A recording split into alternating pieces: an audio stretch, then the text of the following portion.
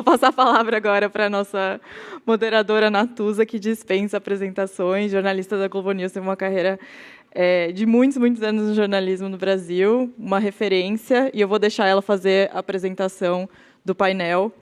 E é isso, aproveitem. Deixa eu devolver o microfone aqui de quem eu peguei. Aqui. Deixa eu ver. Deixa eu usar, acho que esse aqui está melhor. Alô, alô.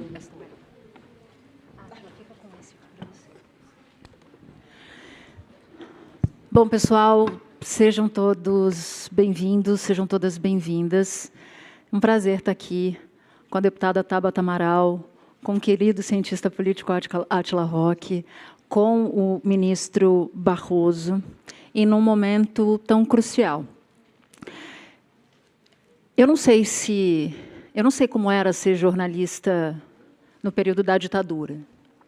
Eu era criança ainda.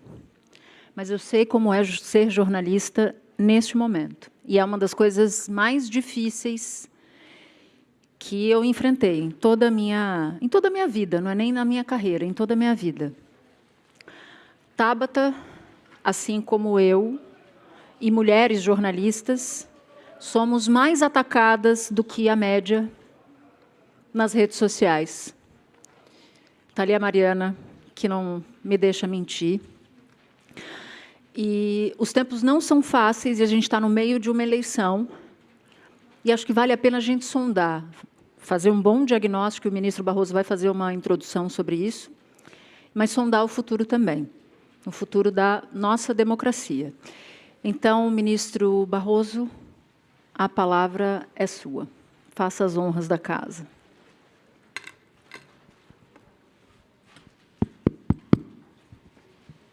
Muito bom dia a todos, Natuza, professor Átila, Tabata, tenho muito prazer de estar aqui. Eu também estou aqui desde 2015, que por um lado me traz orgulho, por outro lado me dá a sensação de que eu estou ficando antigo. Mas o senhor falou menos, né, nesse período todo, nesses 8 anos. Eu falo moderadamente. Eu gostaria de fazer 3 observações iniciais, agradecendo o convite, cumprimentando a todos.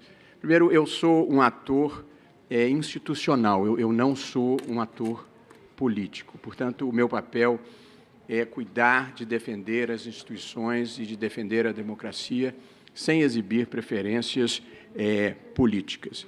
Em segundo lugar, a minha lógica, consequentemente, é uma lógica do certo ou errado, justo ou injusto, legítimo ou ilegítimo, e não a lógica do amigo ou inimigo. E uma terceira observação, eu sou uma pessoa que trabalho com fatos, com a verdade possível, o que no Brasil se tornou um pouco revolucionário, porque as pessoas do Brasil escolhem lados e aí vão adaptando os fatos às narrativas que querem fazer. Portanto, eu dividi essa minha apresentação inicial em 3 partes. Na primeira parte, eu vou falar sobre a busca da verdade possível nesse mundo da desinformação. Na segunda parte, sobre a democracia e a pressão que ela tem sofrido do populismo autoritário. E na terceira parte, uma agenda para o Brasil. Mas prometo fazer tudo isso dentro do meu tempo, tal como combinado. Primeiro capítulo, portanto, a busca da verdade possível no mundo da desinformação. Nós precisamos, no Brasil, restabelecer o poder da verdade possível e plural, dentro de uma sociedade aberta. Mas nós precisamos enfrentar esse mundo da desinformação, da mentira deliberada e das teorias conspiratórias. Isso aqui que eu tenho na minha mão é uma caneta. A partir daí, alguém pode dizer, é uma caneta azul e eu não gosto de azul, é uma caneta importada e eu não gosto de importado, ou é uma caneta esferográfica no mundo do computador pessoal, não tem nenhum sentido. Mas isso é uma caneta, isso não é um pneu. Se alguém disser que isso é um pneu, nós perdemos a capacidade de interlocução, e a perda da capacidade de interlocução é que leva à intolerância e leva à violência.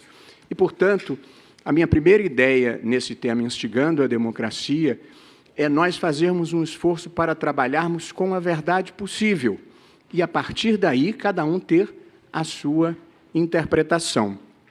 Portanto, a gente tem que aceitar até as verdades de que não gosta. Eu vou dizer aqui 4 verdades que me parecem factuais. A primeira, em 1964, no Brasil, ocorreu um golpe de Estado, pela singela razão de que o presidente foi destituído por um mecanismo que não estava previsto na Constituição. Isso se chama golpe de Estado. A partir daí, qualquer pessoa pode ter a interpretação que quiser. Foi um golpe contra as classes populares, foi um golpe para preservar a ordem, o que quiser. Mas há um fato, houve um golpe de Estado. Houve uma ditadura militar no Brasil.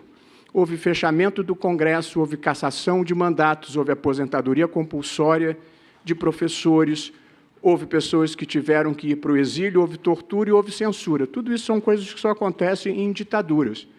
A partir daí, qualquer pessoa pode ter o argumento que achar que deve ter para interpretar esse fato, mas negar o fato não é uma forma de se trabalhar a história. A corrupção esteve presente na vida pública brasileira de forma contínua, inclusive de maneira graúda entre 2003 e 2010. Esse é um fato. Dinheiros foram devolvidos, acordos foram firmados aqui em Nova York com a devolução de bilhões de dinheiros. A partir daí, as pessoas podem interpretar, justificar, explicar, mas não devem poder negar os fatos. Houve uma posição negacionista no Brasil em relação à pandemia. Sem a adoção das medidas científicas recomendadas, morreu mais gente do que precisava. É um fato. A partir daí, cada um pode interpretá-lo como quiser. Essa é a primeira ideia, Natuza, que eu queria compartilhar com as pessoas num ambiente acadêmico, num ambiente intelectual. A gente deve procurar a verdade possível e plural. E, repetindo o óbvio, as pessoas têm direito à própria opinião, mas não aos próprios fatos. Ou, na frase boa, recentemente lembrada pela Madeleine Albright, recentemente falecida, a mentira não é uma outra versão da história. A mentira é só uma mentira. Essa é a primeira ideia que eu considero importante nós trabalharmos. A segunda, Natuza, é de que a democracia constitucional, no mundo em geral, e no Brasil, inclusive, ela se encontra questionada, sob ataque de um processo histórico que é o populismo autoritário, que é não uma ideologia, mas uma atitude divisionista da sociedade em nós e eles, nós, o povo puro, decente e conservador, e eles, as elites corrompidas, cosmopolitas e progressistas, e uma divisão que tem risco democrático porque ela é antiplural. Porque se alguém se apresenta como o único representante legítimo do povo, você nega o pluralismo, que é a primeira e grande característica da democracia. E, além do que, não só o povo não é homogêneo, como as elites não são homogêneas tampouco. E, portanto, você tem elites das quais você precisa mesmo se livrar, que são essas elites extrativistas que se apropriam do Estado e o colocam a serviço dos seus interesses. Mas todo país precisa ter elites intelectuais na universidade, precisa ter elites do serviço público, no Itamaraty, na Fundação Oswaldo Cruz, precisa ter elites do empresariado para gerar emprego, inovação, empreendedorismo. Portanto, também as elites não são um conceito homogêneo. De modo que o populismo ele tem uma falha conceitual ontológica na divisão de nós, os únicos representantes do povo, e eles, as elites, porque nenhuma coisa nem outra são conceitos homogêneos. E o populismo tem essa vocação autoritária de comunicação direta com as massas, bypass das instituições intermediárias, como o Congresso, como a imprensa, como a sociedade civil, e ataques às Supremas Cortes ou Cortes Constitucionais. Esse é um processo que se reproduz no mundo de uma maneira geral. No Brasil, e mesmo nas democracias mais consolidadas. Não foi só Hungria, Polônia, Turquia, Rússia, Venezuela, Filipinas, El Salvador. Coisas inquietantes também aconteceram aqui nos Estados Unidos e no Reino Unido, para citar 2 exemplos, e no Brasil também. E acho que isso é factual. no Brasil houve um comício na porta do quartel-general do Exército, pedindo a volta do regime militar, fechamento do Congresso e fechamento do Supremo. Isso não é natural. No Brasil, houve uma manifestação no 7 de setembro com ofensa a pessoas, a instituições e afirmação de descumprimento de decisões judiciais. Isso não é natural. No Brasil, houve e continua a haver ataques infundados, inverazes, à honestidade, à integridade do processo eleitoral, em que nunca se verificou fraude, e, nesse momento, se está articulando novamente os mesmos ataques. Isso não é normal. Também aconteceu aqui nos Estados Unidos. Até hoje, 70% dos republicanos são convencidos de que houve fraude, porque o candidato derrotado reproduz repetidamente essa afirmação. Portanto, há que ter a percepção de que o mundo vive uma conjuntura muitas vezes desfavorável à própria democracia. Eu acho que no Brasil as instituições têm sido capazes de resistir, não sem sequelas, mas têm sido capazes. O Congresso continua funcionando, o Judiciário continua funcionando, a imprensa é uma imprensa muito atacada, mas continua a ser uma imprensa livre. Portanto, eu não quero minimizar os riscos, mas quero dizer que até aqui os limites têm sido traçados e, de certa forma, têm sido preservados. Mas eu gosto de utilizar, e aqui a minha segunda ideia, concluindo o meu segundo tópico, Natuza, há uma frase boa numa música da Legião Urbana, em que ele fala: não tenho medo de escuro, mas deixa as luzes acesas. E, portanto, nós temos instituições que se consolidaram, mas elas dependem de nós continuarmos atentos. E o terceiro capítulo dessa minha conversa: o país está polarizado, mas nós precisamos ser capazes de construir uma agenda comum para o Brasil, com denominadores comuns, para unir as pessoas em torno de um mínimo, que são os valores que se extraem da Constituição.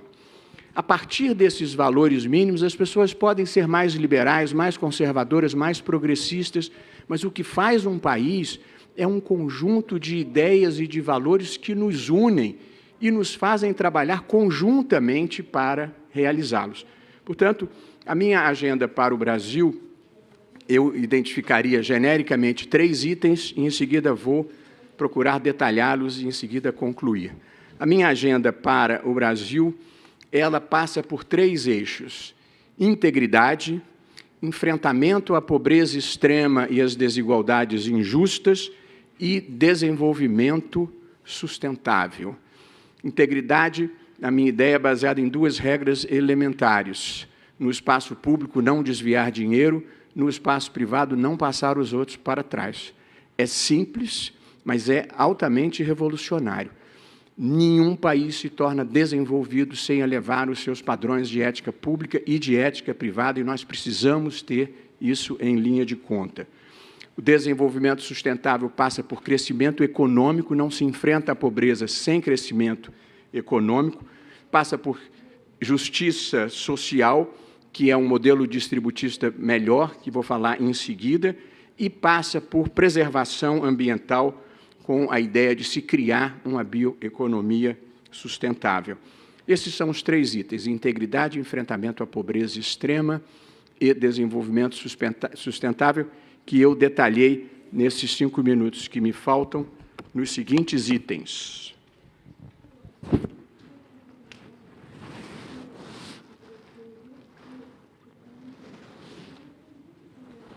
Estou correndo que eu estou com medo da Natuza aqui.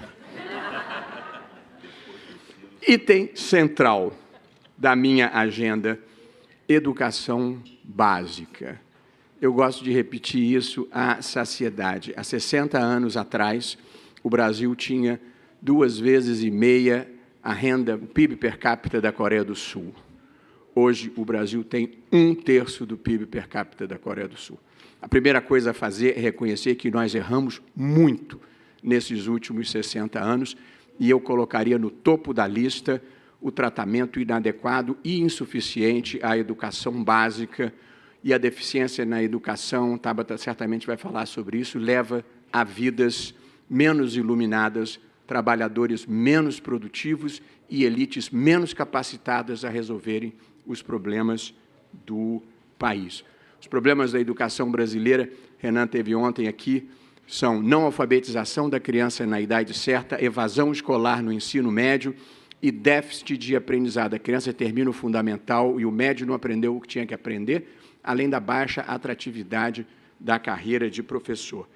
Quem acha que o problema da educação no Brasil é escola sem partido ou doutrinação marxista, está assustado com a assombração errada e vai nos atrasar na história.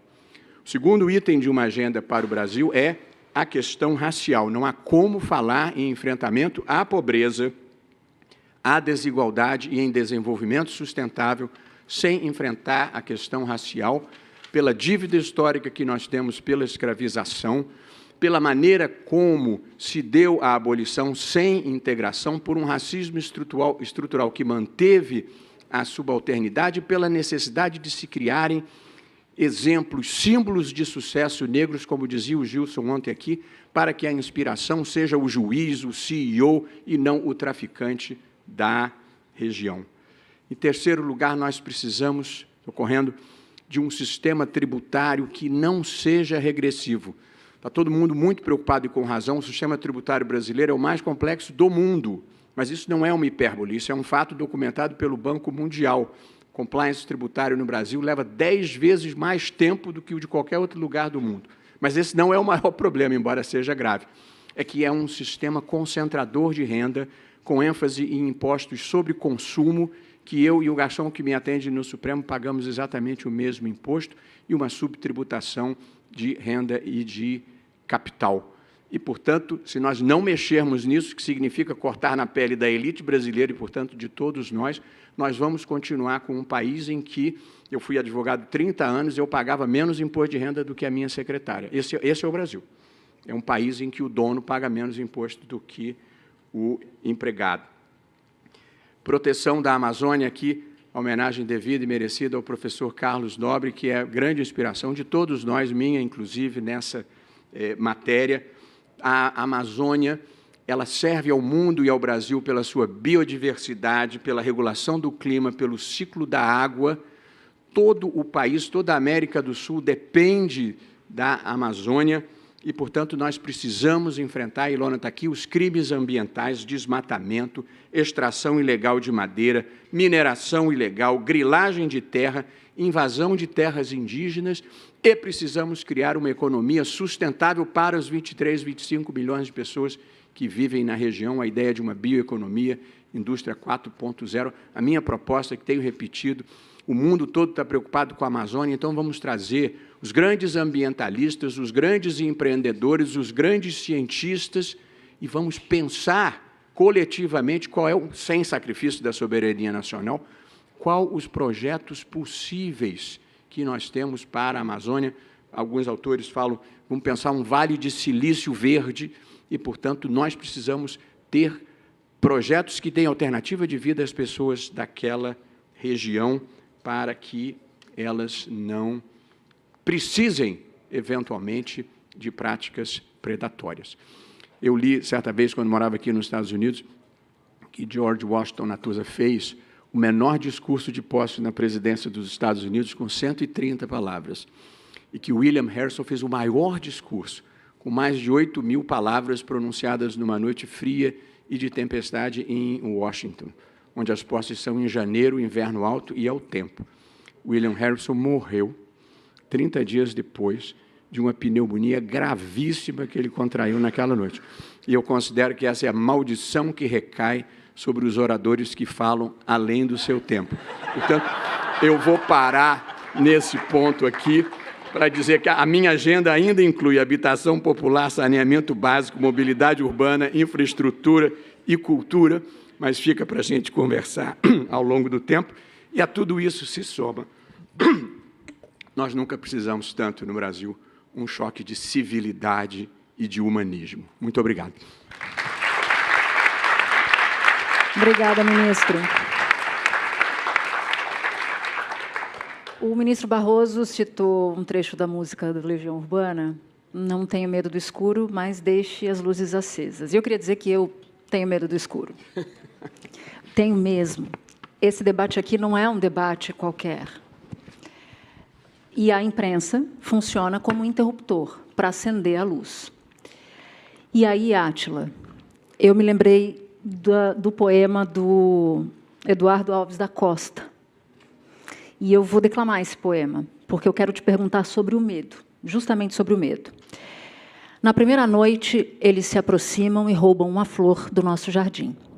E não dizemos nada. Na segunda noite, já não se escondem. Pisam as flores, matam nosso cão e não dizemos nada. Até que um dia, o mais frágil deles entra sozinho e na nossa casa rouba-nos a luz e, conhecendo nosso medo, arranca-nos a voz da garganta e já não podemos dizer nada. E aí, Átila, a administração do medo, do imaginário, obrigada, como estratégia do totalitarismo. Eu queria te ouvir sobre isso, já que o ministro citou o medo, então queria pegar essa deixa que você tinha me dito que queria falar. Muito obrigado, Natuza. Primeiro, quero dizer que eu me sinto muito emocionado mesmo de estar nesse painel, que não é um painel em absoluto trivial, né? E estou emocionado como um homem preto de 62 anos, vindo da zona norte do Rio de Janeiro, onde, quando eu tinha a idade de vocês, da maioria de vocês, era difícil me imaginar falando em Harvard, né?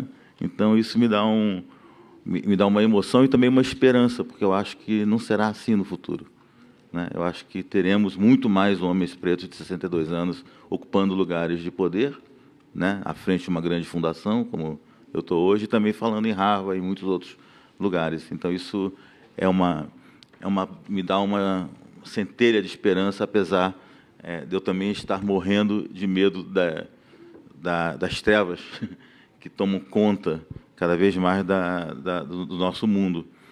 E eu lembro, quando você falou do medo agora, do poema, eu lembrei também da Dina Sfat, né, num Roda Viva, não Roda Viva, não, era num programa que era o Roberto Dávila, se eu não me engano, que apresentava. Nossa, isso já faz muito tempo. Onde ela, diante dos generais, acho que era o Emiliano, era um general... Dilermando, era o Dilermando. Ela vira-se para ele, antes de começar a falar assim: general, quero dizer que eu morro de medo dos militares. E ela falou isso era em 82, 3, alguma coisa assim. Pré-abertura. Então, ela explicitar aquele medo que era de todos e todas nós, foi muito importante. Eu queria, ao falar antes de falar do medo, falar um pouco também do quanto a gente não deve subestimar, né, a extensão da destruição em curso, né? Nós estamos num lugar aqui muito civilizado, com conversas muito ilustradas, com pessoas muito educadas, e às vezes escapa a nossa percepção, pelo ambiente que a gente frequenta, né, ao tamanho e a grandiosidade da tragédia que o Brasil vive, e agravada nos últimos 4, 5, 6 anos. Ela não é uma tragédia nova, porque a gente não deve esquecer que o Brasil ele se constrói, ele se organiza, ele se estrutura em 3 grandes pilares, né? O ministro até se referiu a eles já aqui, né? Um deles é aquele que atravessa a nossa história inteira, que é a desigualdade, a profunda desigualdade que marca o nosso país, e que ela foi naturalizada. Nós nos habituamos a viver com um país com um padrão de riqueza e desigualdade absolutamente inaceitável. O segundo é a violência. O segundo pilar sobre o qual o Brasil se organiza, né, e se sustenta é o da violência, né? A violência ela é uma constante, permanente na regulação das relações sociais, políticas, econômicas no Brasil.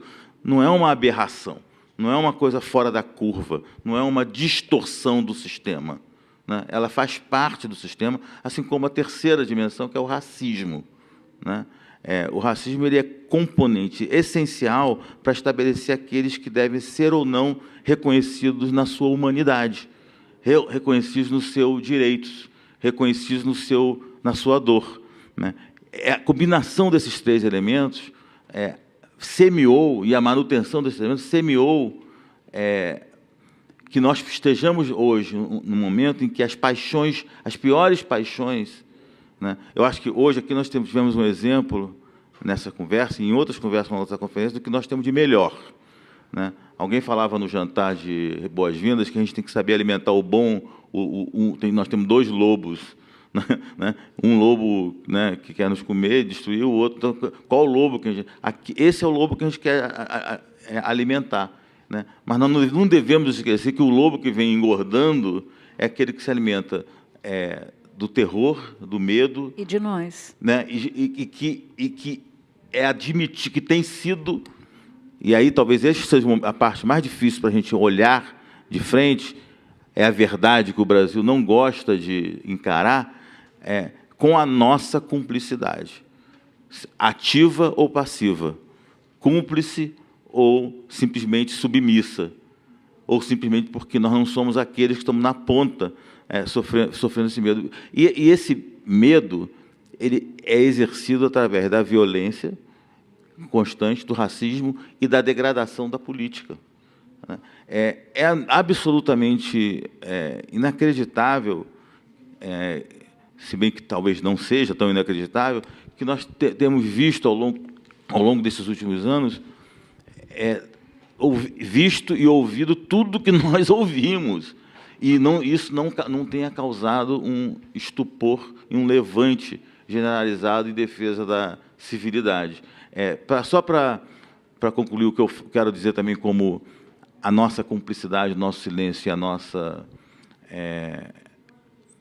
acomodação com essa tragédia, em menos de 6 meses, nós tivemos alguns episódios que qualquer um deles separadamente deveria ter mobilizado o que mobilizou George Floyd nos Estados Unidos. Qualquer um deles, né? Nós tivemos, por exemplo, ano passado, no final do ano passado, meados do ano passado, a chacina do Jacarezinho, no Rio de Janeiro, em que policiais entraram numa comunidade e deixaram 28 corpos no chão.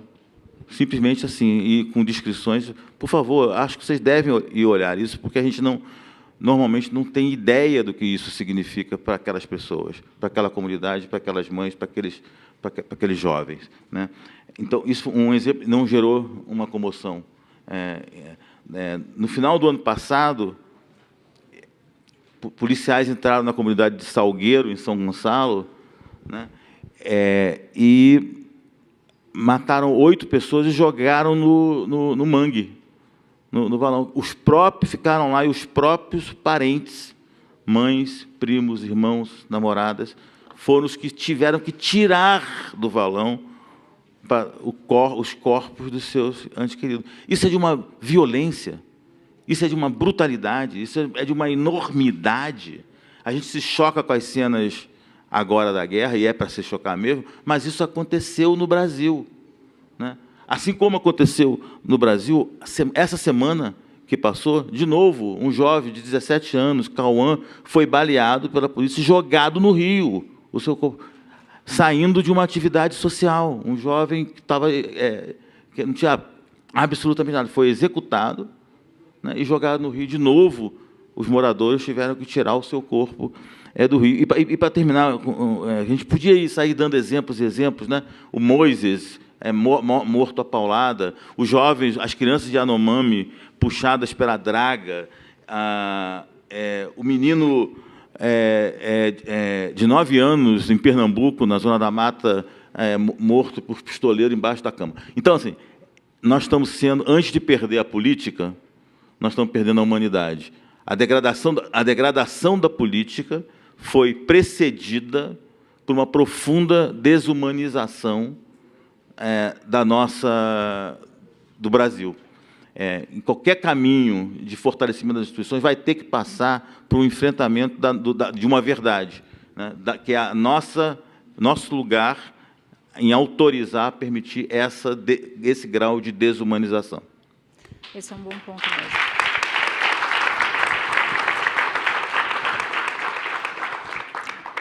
Tabata, eu queria jogar para você o resultado de uma pesquisa qualitativa com jovens de classe A, B, C e D.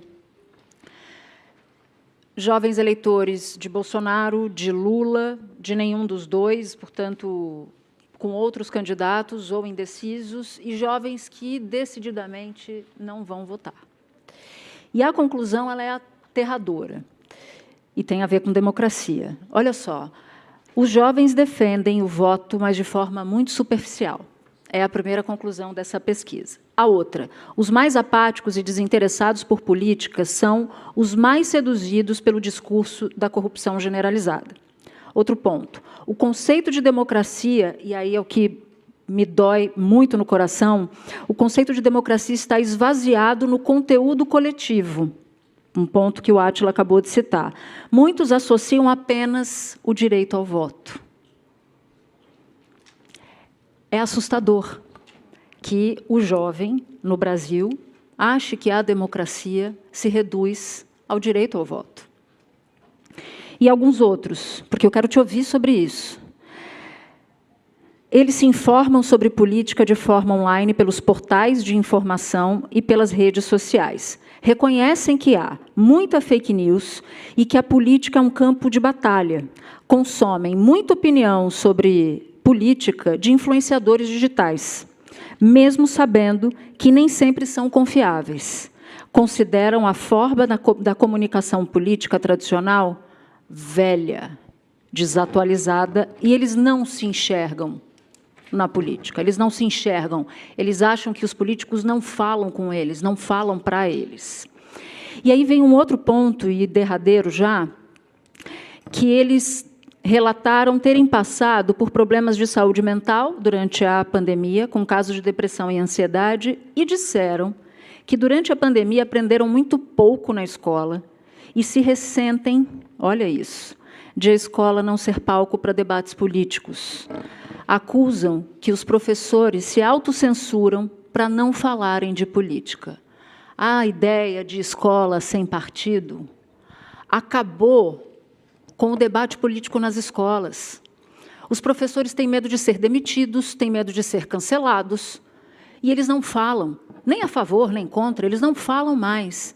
E quem paga esse preço são os estudantes. Então, eu queria te ouvir sobre isso, porque se a geração, desculpe, que chega, não enxerga valor na democracia, não se reconhece na democracia, não acha que a política está funcionando para a vida delas e elas não se engajam, o que vem depois, né? Que período de trevas é esse que parece tão prolongado?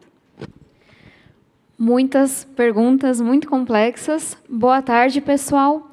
Estou muito feliz de estar conversando com vocês, Natuza, ministro Barroso, professor Átila, obrigada, Isabela, todo o time da Brasil Conference. Eu queria dar um passo para trás para chegar na questão dos jovens.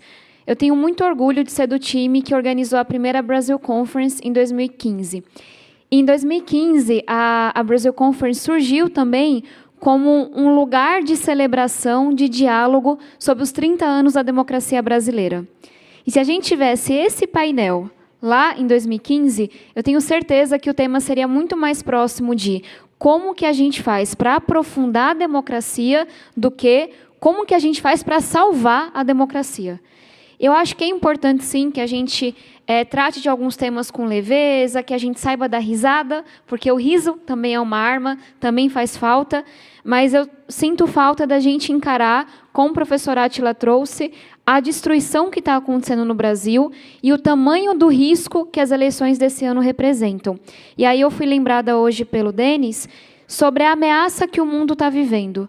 Hoje acontecem as eleições na França. E a Marine Le Pen vem crescendo nas últimas pesquisas. A gente tem uma guerra entre Ucrânia e Rússia que seria inimaginável há alguns anos atrás, sem contar essa guerra histórica que a gente tem no Brasil contra a juventude negra, por exemplo. Então, a gente chega em um lugar que nenhum de nós que estávamos lá em 2015, né, Zé, poderíamos imaginar que a gente estaria. E olha o quanto que a gente andou para trás. E é claro que a gente não andou só para trás, mas me entristece o coração que o debate seja aqui, quando ele deveria ser aqui em cima. Como é que a gente engaja os jovens? Como é que a gente faz com que o Congresso tenha a cara do Brasil? E aí, trazendo para a sua pergunta, a gente tem hoje... e isso mobilizou toda a movimentação de artistas, celebridades, o menor percentual de jovens da história da democracia tirando o título de eleitor. E aí vocês podem falar, mas importa. Não fossem os jovens, o Brexit, a saída da Inglaterra da União Europeia, não teria acontecido. Esse é só um exemplo. E aí a gente tem um Brasil com temáticas como o combate ao racismo, com temáticas como as mudanças climáticas, que engajam muito mais as novas gerações, que não vão votar, que não vão opinar.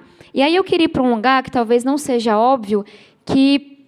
Quem aqui já leu A Tirania do Mérito, do professor Sandel? Está muito baixo, a gente tem que mudar isso. Esse é o livro mais provocador que eu já li nos últimos tempos. Eu briguei com o professor, sem ele saber ali nas primeiras páginas, e eu quero muito que vocês leiam, porque eu li muitos livros que tratam sobre a crise da democracia, e para mim esse é o que chega mais perto. A gente está vivendo um momento em que, por mais que no mundo o padrão seja outro, dentro de cada país a desigualdade está aumentando pra caramba. Aqui nos Estados Unidos, a geração atual vive pior do que a geração que veio antes. No Brasil, eu falo da minha comunidade. Eu moro em uma ocupação, vida extremamente dura, mas eu sempre achei que as coisas estavam melhorando. Porque veio o Bolsa Família, porque a gente deixa de morar embaixo de uma lona, constrói uma casa de alvenaria, porque minha casa em cima de escadão hoje tem 4 andares. Sabe aquela percepção? Porque o filho do vizinho faz uma faculdade, porque ele está fazendo ensino técnico. E aí vem a crise socioeconômica desde 2013. Vem Bolsonaro, vem a pandemia e, de repente, é só ladeira abaixo. E é muito difícil achar que vai melhorar. E aí você tem esse aprofundamento da desigualdade, que, na minha opinião, nessa sociedade do mérito que a gente tem com as redes sociais, e é isso que o professor Sandel faz com que uma parcela enorme da população, que está sem lugar, sem emprego digno, sem uma oportunidade, não só seja levada a uma vida precária, como é a vida do cara que está em cima de uma bike, recebendo menos de um salário mínimo na hora, mas que ele se sinta culpado por aquela situação. É isso que as redes sociais e esse contexto, e óbvio que a culpa não é das redes sociais, mas essa cultura nossa faz. Você está aí lascado, você não está conseguindo sonhar com dias melhores, a culpa é sua. Porque você não é bonito, não é talentoso, não é inteligente, não é hábil, não é nada suficiente, a culpa é sua. Porque quem quer consegue, não é mesmo? Não é verdade isso. Num Brasil tão desigual como o nosso, isso não é verdade. E aí a gente traz para a política, com esse aprofundamento da desigualdade, para mim, o que ficou exposto foi a arrogância das elites, foi o distanciamento das elites. E eu sei que as elites são diversas, ministro Barroso, mas nossas elites econômica, social, política, acadêmica, cultural, estão muito distantes das periferias. Basta olhar o Twitter.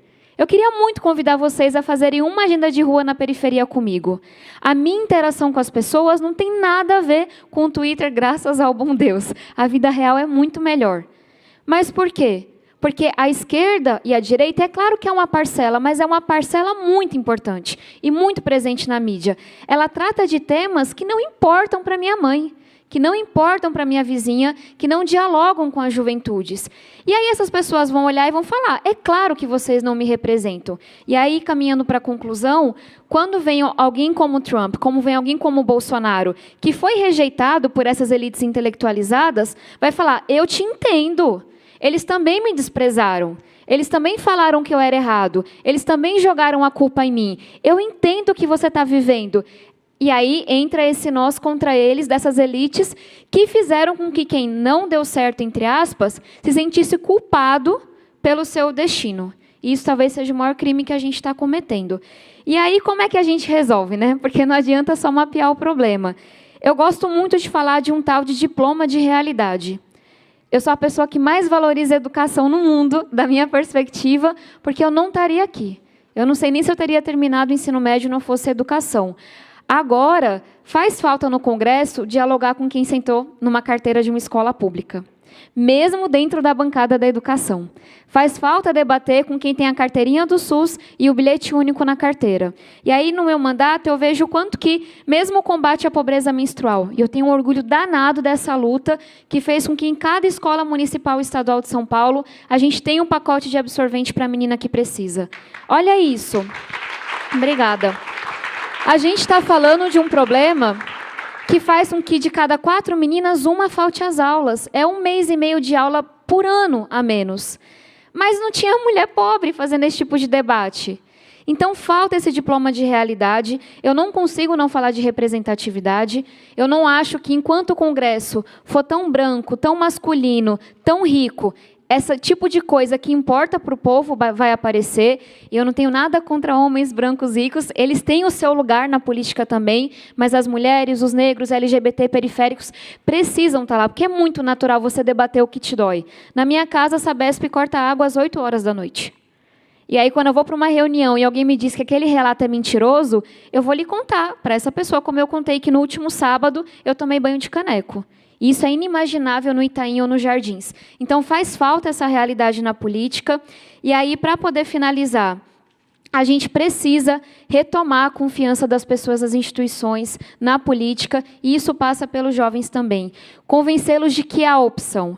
Em 2018, achavam que a única opção era você votar em alguém que claramente estava ali para a corrupção, para proteger a sua família, sabe, com acusações gravíssimas de ligação com milícia e por aí vai, acharam que essa era a opção do Brasil. Como é que a gente vai para a rua e dizer, não tem opção? Tem que procurar um pouquinho mais, vai ser uma luta de muitos anos, mas tem opção. E aí, você falou desses canais não oficiais, por assim dizer, meus amigos, meu irmão, uma galera da minha comunidade, a única entrevista que ouviram minha foi as 2 em que eu fui para o Flow. Eu adoro estar na Globo News, pode sempre me chamar, fico muito honrada, mas essas pessoas não estão ouvindo a Globo News, elas estão ouvindo o Flow. E é claro que esses programas e podcasts têm muito a contribuir, mas como que a gente faz para que a minha comunidade se sinta representada, sabe? Num jornal nacional, ouça os seus temas sendo debatidos ali. E aí, última coisa, prometo, eu sinto que o combate à corrupção saiu de moda. Eu tenho um problema que é, como progressista, priorizar essa pauta que tentam vender no Brasil como uma pauta de direita, o que é mentira. E aí eu olho para as eleições desse ano e toda a pesquisa mostra que essa pauta não vai importar. Gente, a corrupção, ela destrói a confiança das pessoas na democracia. Eu cresci em um bairro em que até hoje tem compra de votos. O preço em 2020, quando eu fui pedir voto para a minha candidata Malu Molina, era R$200 mais uma cesta básica. O máximo que eu podia dizer era, eu sei que você precisa, pegue esse dinheiro, eu não tenho nada a ver com isso, mas o voto é secreto. Vote em alguém que vem da periferia, que lhe represente. Os mais jovens falavam, beleza, os mais velhos falavam, não, ele pegou o meu título, ele pegou o meu cartão do Bolsa Família, eles sabem quem eu vou votar. E São Paulo, tá? Periferia de São Paulo, a 1h30 do centro. É nesse contexto que a gente vive. As pessoas não vão achar que as coisas vão melhorar, que dá para confiar enquanto a gente tolerar tanto a corrupção da esquerda à direita. E aí essa é a nossa missão, com jovens, com periféricos, com todo mundo que deixou de acreditar. Restituir a confiança. Eu não acho que a gente vai fazer isso enquanto a política não tiver a cara do Brasil. Então, vou encerrar por aqui.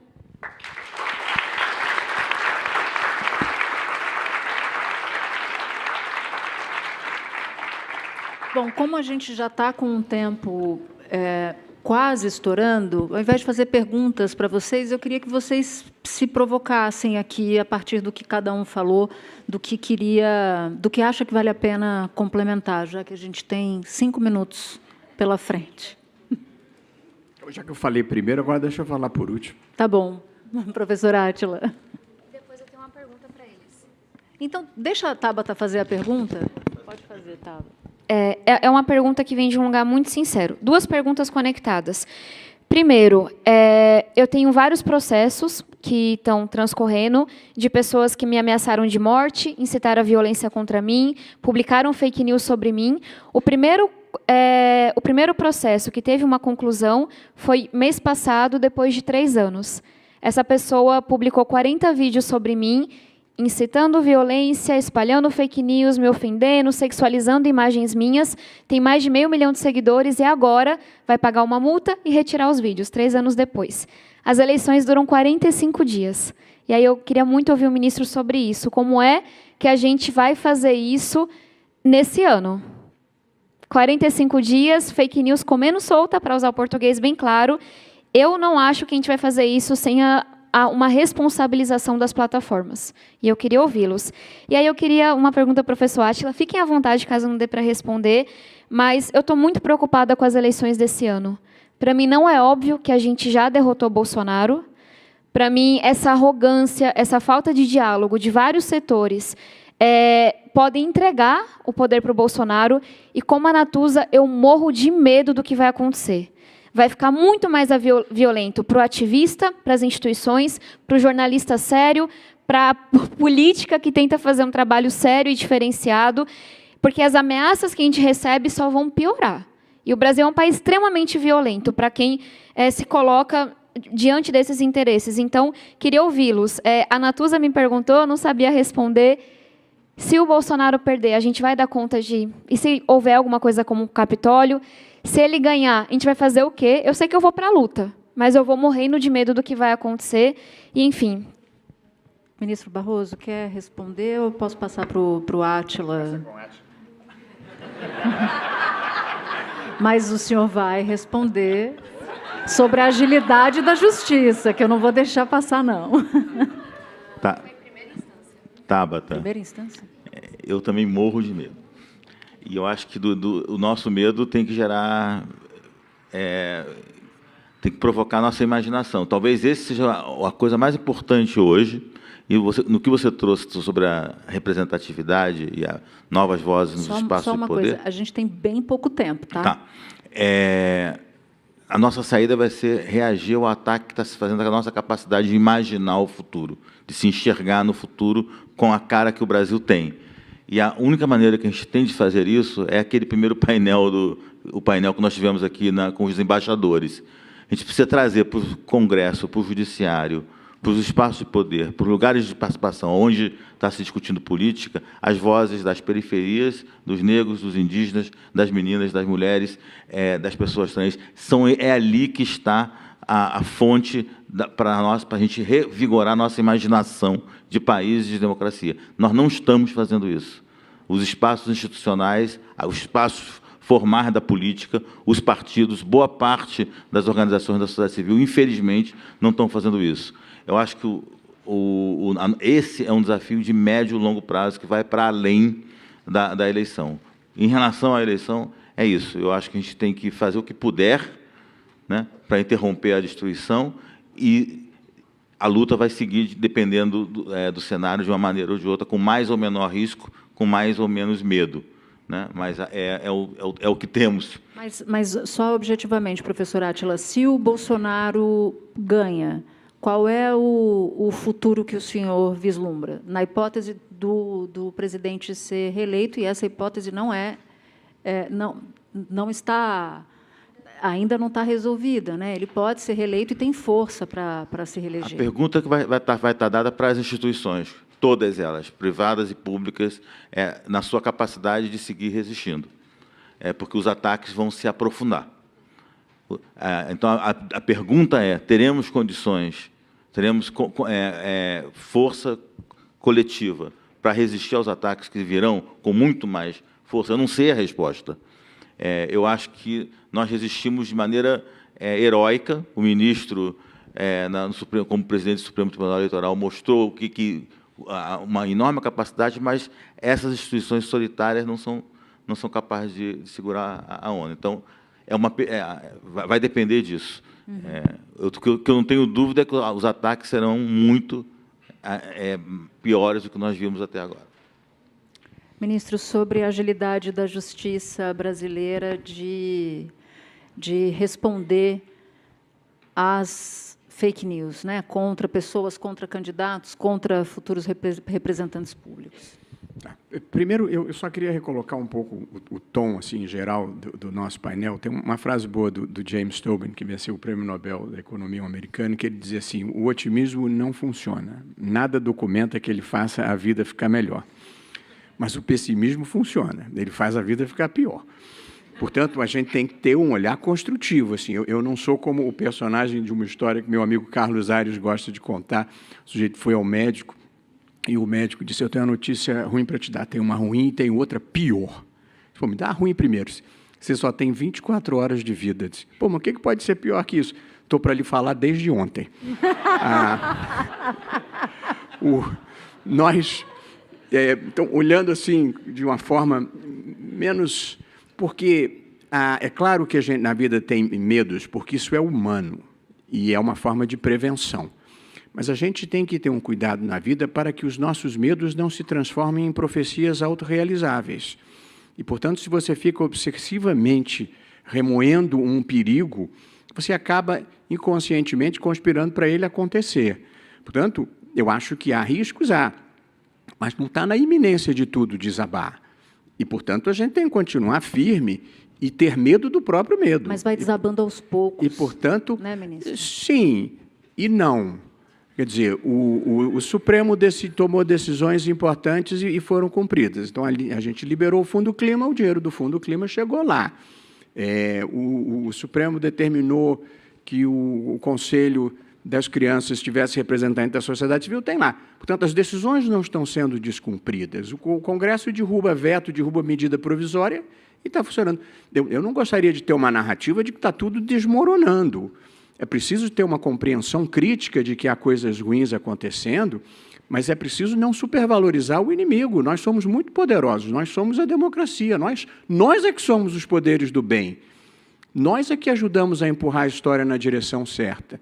E, portanto, o mal existe, é preciso enfrentá-lo, mas o mal não pode mais do que o bem, porque se pudesse, nada valeria a pena. Portanto, eu acredito nos valores que nos unem e acho que eles vão prevalecer. E eu preciso dizer a vocês, eu que sou mais antigo aqui, quando eu estava na faculdade, quando eu estava onde a maioria das pessoas aqui está, as minhas preocupações eram como acabar com a tortura, eram como acabar com a censura, como construir instituições democráticas num continente em que elas não se firmavam. É claro que a gente tem dificuldades, mas hoje nós estamos discutindo investir em ciência e tecnologia, investir melhor em educação, elevar a ética pública e a ética privada. Tivemos um retrocesso, temos novas preocupações, como relembrou a Tabata, temos, porque a história não é linear. Mas a gente não pode ir ficando amargo a cada primeira dificuldade, a gente tem que continuar empurrando na direção correta. O mundo, não é só o Brasil, foi inundado. Agora, a revolução tecnológica, a revolução industrial com a internet trouxe as mídias sociais, trouxe muita coisa boa, inclusive o fato da ministra Carmen Lúcia ter podido falar ontem de Brasília e a gente ter podido participar da conferência dela. Quer dizer, tem muitas coisas boas. Não acho que a vida está ruim com tendência a piorar, mas tem esse subproduto que é o ódio, a desinformação, as teorias conspiratórias. Eu sou um defensor, Natuza vai ficar feliz, a imprensa profissional precisa reocupar o espaço em que existam fatos comuns. Porque o que aconteceu hoje é que cada um tem os seus próprios fatos, tem a sua própria bolha, e cada um fala para o seu público. Eu estive no Rio com uma pessoa conhecida, ele me disse assim, o problema da vacina é que daqui a 2 anos todo mundo vai morrer de câncer, como disse o presidente da Pfizer. Isso o quê? Onde é que você viu isso? Você que não sabe. Ele disse, mas escuta, o mundo todo está vacinando, os Estados Unidos, Canadá, Reino Unido, França. Ele disse, mas a indústria farmacêutica compra todo mundo.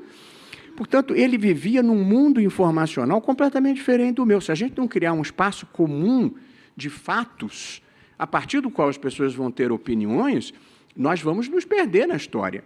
E, por isso, para reocupar esse espaço, você precisa de imprensa profissional com um filtro ético e técnico mínimo dos fatos que nós vamos compartilhar. A partir daí, cada um tem a sua opinião. Foi o tópico 1 da minha palestra. O Brasil, Tabata, não tem a universidade ideal, não tem as Forças Armadas ideais, não tem o judiciário ideal. Nós somos um país em construção que tem as suas dificuldades. O judiciário, ele é uma instituição também em constante aperfeiçoamento. Agora, a legislação brasileira, e eu acho que ela está correta, o Marco Civil da Internet prevê que você só tira uma matéria de uma rede social se houver uma primeira decisão judicial, liminar que seja, determinando a retirada, para que você não crie em cada rede social um censor privado que vai escolher o que pode entrar e o que não pode entrar. Não acho que tenha sido uma má solução, foi o deputado Molon o relator desse projeto, de modo que, num caso como o seu, o juiz deveria ter, no primeiro momento, verificando que a informação é falsa, que há uma sexualização, que há uma mentira deliberada, ter mandado retirar imediatamente. Portanto, pode ser, eu não conheço o caso, que tenha havido uma falha de julgamento. Mas aí não é propriamente a estrutura. O juiz tem um instrumental para cautelarmente mandar retirar. Deveria ter retirado e não o fez. Mas esse é o sistema que vigora no Brasil. Veja, o populismo, ele somou no Brasil as pessoas inconformadas com as promessas da Constituição que foram realizadas, ação afirmativa, reconhecimento de gays, proteção ambiental, demarcação de terras indígenas, muita gente que não gosta disso, somou esse grupo com os insatisfeitos com as promessas não realizadas, que é a conquista de igualdade, uma melhor distribuição de renda. Então, nós vivemos um momento em que todos os demônios se liberaram, saíram à luz do dia os homofóbicos, os misóginos, os racistas, os fascistas.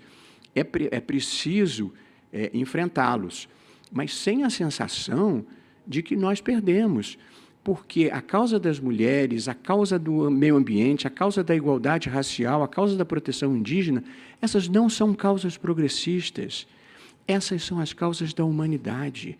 E, portanto, nós precisamos convencer todas as pessoas de que a dignidade humana, a igualdade entre as pessoas e a emancipação e florescimento de todos é bom para todo mundo e não só para um grupo. Portanto, não são causas progressistas. Nós defendemos a causa da humanidade. Você queria rebater, né, o ministro? Prometo que serei breve. Eu sou muito otimista no médio e longo prazo, por causa desses jovens cada vez mais diversos que estão aqui, por causa das pessoas incríveis que falaram aqui, porque 90 anos atrás uma mulher não podia votar nem ser eleita. Mas eu estou sentindo muita falta de um senso de urgência maior em relação ao que significa as eleições desse ano. E aí, no curto prazo, talvez eu seja mais pessimista mesmo. E aí, uma brincadeira para finalizar, eu sou super defensora de que a gente ouça a ciência. E, no caso, tem uma ciência, que é a ciência política, que diz respeito à minha formação, que tem evidências muito fortes sobre o que acontece quando alguém autoritário, populista, se mantém no poder a partir do segundo mandato. A gente tem a Hungria, a gente tem a Polônia, a gente tem a Venezuela, a gente tem a Rússia, são vários exemplos. E aí, sim, a gente tem um desmonte muito acelerado em relação às instituições. E, sim, barramos muita coisa no STF, no Congresso, mas vários diretores da Polícia Federal foram trocados para favorecer um amigo e perseguir o inimigo.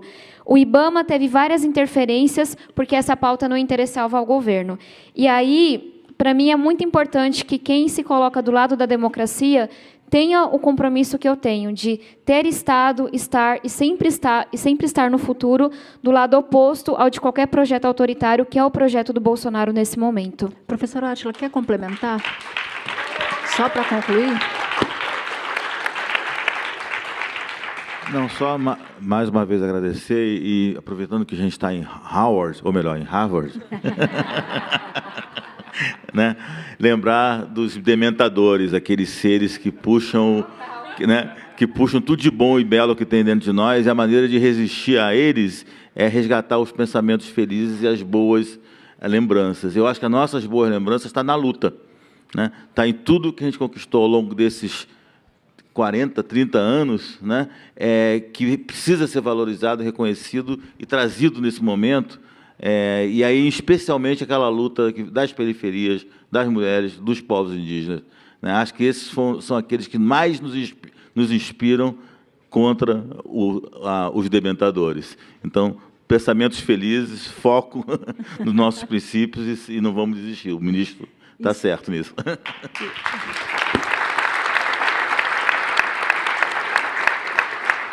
E só dá para sintetizar esse fim aqui com Ariano Suassuna, porque ele faz uma falta danada. O otimista é um tolo, o pessimista é um chato, bom mesmo é ser um realista esperançoso. Muito boa tarde para vocês.